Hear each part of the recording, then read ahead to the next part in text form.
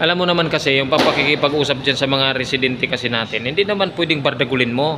Hindi ka pwedeng magpasuplado-suplado, hindi ka pwedeng magpaangas-angas. Paliwanag mo sa kanila kung ano yung protocol natin dito. Maintindihan naman nila yan eh. Tama ba hindi?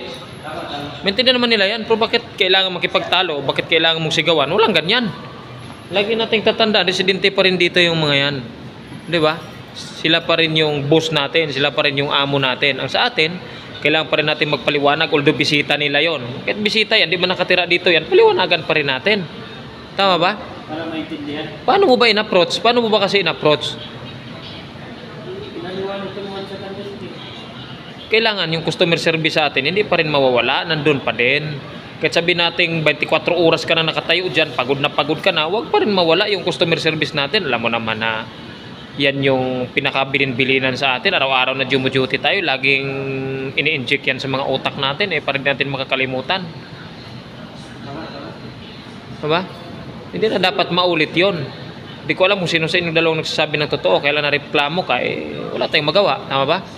Ayusin mo lang sa susunod para wala tayong magiging problema. Ha? Galit ka ba sa akin? Hindi. Hindi naman. Hindi ha? Okay, sige, very good naman. Sigurado ka, hindi ka galit ha?